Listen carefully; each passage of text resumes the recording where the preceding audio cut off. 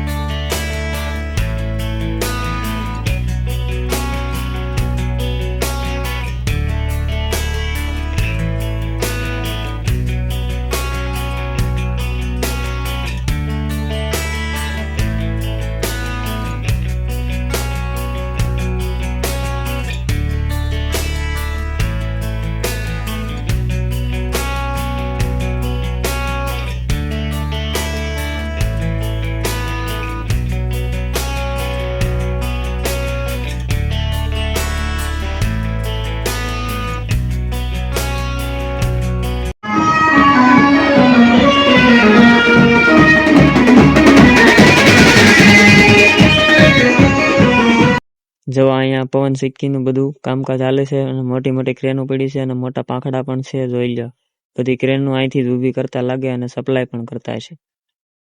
આજે તો રવિવાર છે એટલે બધા મેચો રમે છે। જોઈ લો ક્રિકેટનો આનંદ લે છે અને અમારા ભાઈબંધને આજ આનંદ નહીં મળે ક્રિકેટ રમવાનો। અને અહીંયા છે રામાપીર બાપાનું મંદિર, ઘણી બધી ગૌ માતાના પણ આપણને દર્શન થઈ ગયા છે।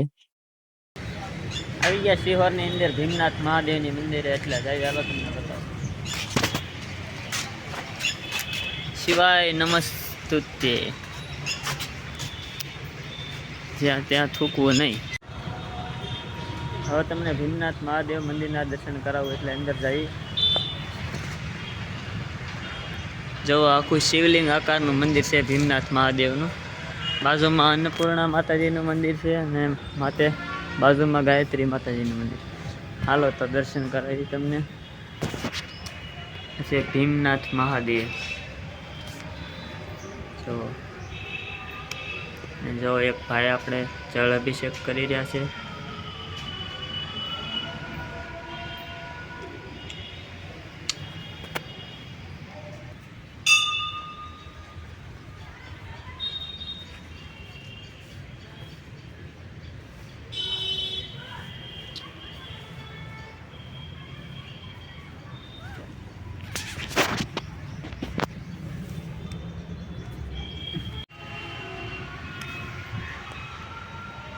अन्नपूर्णा माताजी, शिव शक्ति,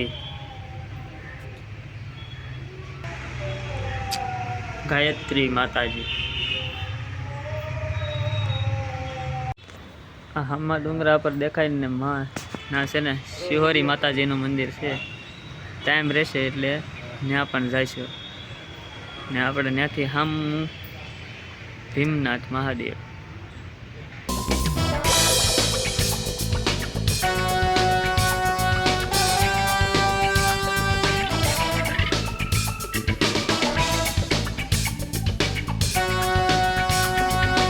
એક એ વસ્તુ જોવાનું, આ બધા લાઈનમાં જેટલા થડા છે ને બધામાં એકલા જમરૂક જ વેચે છે। આ બાજુ જમરૂક જાજા છે।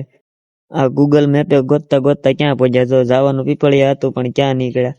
જોકે આ રસ્તો છે જ તે પણ આગળ પાણી ભરેલું છે નેળમાં અને એક રસ્તો બીજો હતો ત્યાં રસ્તો બનતો હતો એટલે હવે રોડ ટુ રોડ જ જવું પડશે થોડુંક ફરીને। હવે આવ્યા ટુ આવ્યા જઈએ છીએ। જોવો તમે, આ ગૂગલ મેપના ભરોસા ન હોય। અહીંયા તો જોવો કંઈક જોરદાર બનાવેલું હોય એવું લાગે છે। પાછું એક રેલવે ફાટક આવી ગયું છે અને અહીંયા એક ટ્રેન પણ પડી હતી પણ અમે ગયા નહીં, લાંબી બંધ હતી પડી હતી। જો આવી ગયા છે સુનસાન રસ્તો ને આ રસ્તો છે પીપળિયા જવા હાટુથી।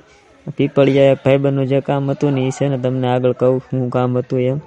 જો આ ગામમાં પોગતા તેમને દાદા હામાં લેવા આવ્યા ને આ દાદાના ઘરે જવાનું હતું દાદાના ઘરે એટલે જવાનું હતું કે અમારે બિયારણ લેવાનું હતું અને દાદાએ કીધું બેસો અને ખુરશી નાખી દીધી અને દાદા કે તમારે હાટું પાણી પણ ભરી આવું.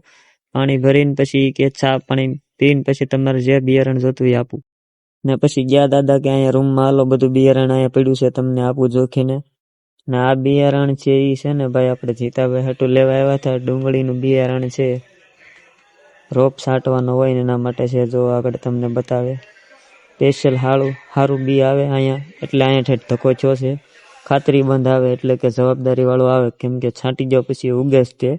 એ હાટું અહીંયા ઠેઠ ધક્કો થયો છે બિયારણનો. ને બિયારણનો ભાવ પણ તમને કહું, આ દાદા એમ કહે છે કે આ આખો રૂમ ભર્યો હતો બિયારણનો, અત્યારે ખાલી થઈ ગયો એટલે ઘણા ખરા લેવા આવતા હશે. અને અમને એને વાત પણ કરી કે ભાઈ પાવઠીના અને ઘણા આજુબાજુના બીજા ગામના બગડાણા કોટડાવાળા અમારા હોભાવણના ઘણા બધા અહીંયા છે ને બી લેવા આવ્યા છે. એટલે ત્યાં અમને સિંધાડ્યું હતું એટલે અમે બિયારણ લેવા આવ્યા છીએ ભાઈ બનહાટું. એક મણનો ભાવ છે ને 18,000 રૂપિયા હતો, એટલે અમે અડધો મણ લીધું છે. 10 કિલો બિયારણ લીધું છે એટલે 9,000 રૂપિયાનું અમારે બિયારણ થયું છે. ને હવે દાદાને છે ને આપણે પેમેન્ટ આપી દીધું છે અને નીકળવી છે. બિયારણ ગોતવામાં તો બહુ વાર લાગી હતી. જો પાછી રેલવે ફાટકની ટ્રેન પડી છે ને આ છે રેલવે સ્ટેશન છે. હવે પાછા આવી ગયા શિહોરની અંદર અને હવે અમારે જવાનું છે ગૌતમેશ્વર મહાદેવે. ગૌતમેશ્વર મહાદેવનું મંદિર શિહોર બસ સ્ટેશનથી 3 કિલોમીટર થાય છે અને એ મંદિરના જોરદાર કુદરતી નજારા છે. તો આપણે જઈ પહેલી વાર હું જાઉં છું, તમને પણ બતાવું, વિડીયોમાં બને રહેજો. ગૌતમેશ્વર મંદિરની આજુબાજુના બધા જોરદાર કુદરતી નજારા આવેલા છે અને ગૌતમી નદીના કાંઠે ગૌતમેશ્વર મહાદેવનું મંદિર આવેલું છે. અને ગૌતમેશ્વર મહાદેવનો ઇતિહાસ તમને જણાવું ત્યાં સુધી વિડીયોમાં બના રહેજો. લાઈક, સબસ્ક્રાઇબ ને ફોલો કરતા રહેજો અને સપોર્ટ કરતા રહેજો. ગૌતમ ઋષિએ દેવી અહલ્યાને શ્રાપ આપ્યો હતો, કેમ કે ઇન્દ્ર ગૌતમ ઋષિનું રૂપ લઈ ધારણ કરીને આવ્યા હતા અને ઓળખી નહોતા ગયા, એટલે શ્રાપ આપી દીધો હતો. એટલે એ પથ્થરના બન્યા હતા. પછી જ્યારે રામ આવ્યા ત્યારે એનો ઉદ્ધાર પણ કર્યો હતો. અને એ શ્રાપ જેણે એને પોતાની પત્નીને આપ્યો એવું દુઃખ લાગ્યું છે એને ગૌતમ ઋષિને, એટલે એ ભારત ભ્રમણ કરવા નીકળ્યા હતા. ભારત ભ્રમણ કરતા કરતા આ જગ્યાએ આવ્યા અને અહીંયા જે આ સ્વયંભૂ શિવલિંગ છે સ્વયંભૂ સમયમાં પ્રકટ થયું છે. અને ગૌતમ ઋષિએ છે ને અહીંયા તપસ્યા કરી હતી અને તપસ્યા કરી એટલે પૂજા કરવી હતી અને જળ અભિષેક કરવા માટે એણે વરુણ દેવનો આહવાન કર્યો અને નદી પ્રગટ થઈ. અને એ નદીનું નામ ગૌતમી નદી છે. નદીના કિનારે તે શ્રી સ્વયંભૂ શ્રી ગૌતમેશ્વર મહાદેવનું મંદિર આવેલું છે. એટલે આપણે હવે અંદર જઈએ અને તમને અંદરનું બધું દેખાડું. અને જો અહીંયા બધું વિડીયો, ફોટો અને કેમેરા, મોબાઈલ શૂટિંગ કરવાની મનાઈ છે, પણ આજે આપણે જોઈએ અંદર જઈને આપણે શૂટ કરવા દે છે કે નહીં. એમ ઉપર પહોંચી અને જઈ તમને બતાવું. વિડીયોમાં બને રહેજો. વિડીયો થોડોક મોટો થાય છે મને ખબર છે, પણ તમે જોતા રહેજો, કંટાળતા નહીં. કરી લ્યો તમે બધા દર્શન, તમને દર્શન કરાવી દઉં સ્વયંભૂ શ્રી ગૌતમેશ્વર મહાદેવના દર્શન. હર હર મહાદેવ, જય ભોળાનાથ મહાદેવ મહાદેવ.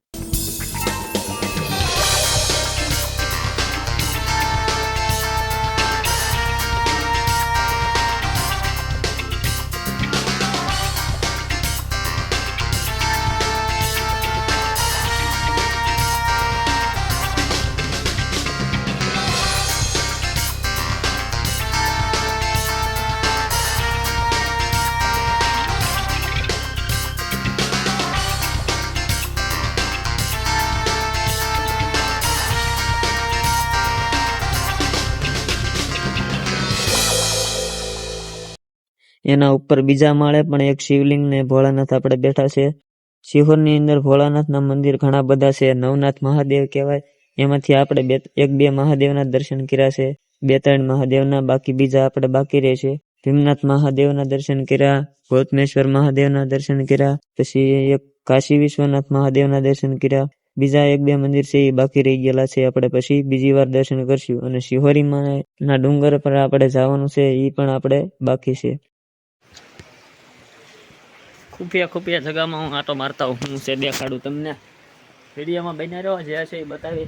અહીંયા કાંઈ ખબર છે નહીં આપણને. હે ભોળાનાથ. હું છે રામકડી ગોહિલ પરિવારના શિખાત્રા મહાદેવ. જય ભોળાનાથ, હર મહાદેવ.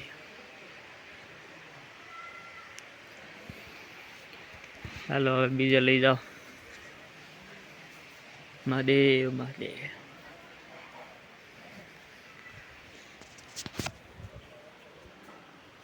જોરદાર લોકેશન છે. વડલા હેઠે બેઠા મહાદેવ. વડલો છે મોટો જબર.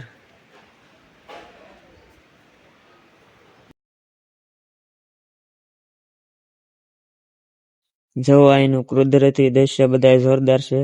ચોમાસાના સમયમાં અહીંથી પુલ પાણી જતું હોય છે ત્યારે કેવું લાગતું હોય છે. અત્યારે તો ખાલી થઈ ગયેલું છે. આની પેલા મારા મિત્રો આવ્યા ત્યારે એ કહેતા હતા કે ઘણું પાણી હતું આમાં. અત્યારે તો સુકાઈ ગયેલું છે. જે ફૂલ પાણી હોય ત્યારે તો મજા આવે અને નાહવાની પણ મજા આવે. ચાલો હવે આપણે દર્શન કરી લીધા છે અને બીજું તમને આગળ હોય દેખાડું. ત્યાં જો પાણી ભર્યું છે ને ત્યાં તોય નાના છોકરા અને બીજા હાથ પગ ધોતા હતા અને નાતા હતા. આ તો ફોટો શૂટિંગ કરે છે. એની પહેલા હું આવ્યો ત્યારે નાતા હતા ઘણા બધા. જુઓ જોરદાર દ્રશ્ય બધા તમે જુઓ પહાડોના, કાંઈ ઘટે નહીં એવું છે. અને શાંતિ ભાઈ બહુ હતી, મને એ ગમ્યું હતું અહીંની. ને હવે દર્શન કરી લીધા છે અને જઈ પાછા હવે ઘર બાજુ, કેમ કે હજી ઠેઠ આપણે જવાનું છે ઠેઠ તળાજા. શિહોરથી વાર લાગે પોકતા અને રસ્તો બહુ સારો હોય નહીં. આપણે આવી ગયા અતિ પ્રાચીન જગ્યાએ. જો ભાઈ આ પાણીનો હોશ છે, હોશ લાગે ને બીક લાગે એવું. જુઓ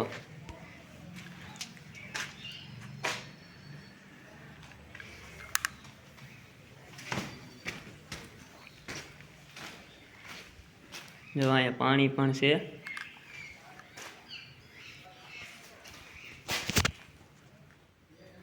અહીં તો બીક લાગે એવું છે ભાઈ. જો જય ભોળાનાથ ભાગો.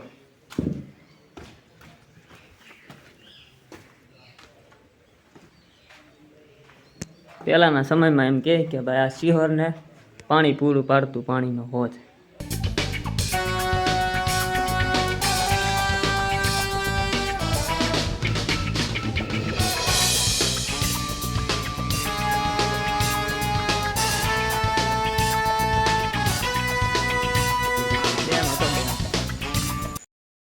હવે દેખાડું તમને કાશી વિશ્વનાથ મહાદેવના મંદિરે. આ છે કાળ ભૈરવ દાદા છે. અહીંયા આપણે શ્રી વૈભવીમાં બેઠા છે. નંદી મહારાજ જો અહીંયા નાના નંદી મહારાજ છે. ઓમ નમઃ શિવાય. હનુમાનજી મહારાજ, ગણપતિ દાદા. જો પૂંજા થયેલી છે, બેલપત્ર ને એવું પડ્યું છે. મંદિર તો બંધ છે. જો અહીંથી કરી લો દર્શન કાશી વિશ્વનાથ મહાદેવના. હવે આપણે નાથી દર્શન કરી નીકળી ગયા. એકદમ જોરદાર મજા આવે એવું છે ગોતમેશ્વર મહાદેવના મંદિરે. તમે બધાએ ન જોયું હોય તો એક વખત આવજો, બહુ મજા આવે એવું છે. ચોમાસાના વાતાવરણમાં આવી તો વધારે મજા આવે અને ફૂલ શાંતિપૂર્વક અને શાંતિ જોરદાર છે. અને બેહીને આખો દિવસ ટાઈમ પસાર કરી તો પણ મજા આવે એવું છે. આપણે ભલે ગમે ના જાય પણ આપણા બંડીવાળા તો આપણે હારે જ હોય. બાપા સીતારામ. રખડીને ગાડીને ત્રેસ લાગી હતી એટલે પેટ્રોલ પુરાઈ દીધું.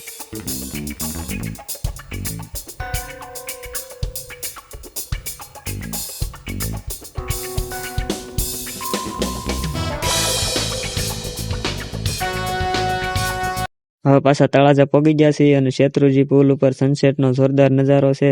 ને હમણાં વિડીયો ઓછા આવે છે મારા. એનું કારણ છે કે ભાઈ કામ ચાલુ હોય એટલે બરોબર સમય ન મળે. રજાએ આ બધું કરવું પડે. પણ તમે લાઈક, કોમેન્ટ, સબસ્ક્રાઈબ કરતા રહેજો. અને ત્યાં સુધીમાં સીતારામ બધા.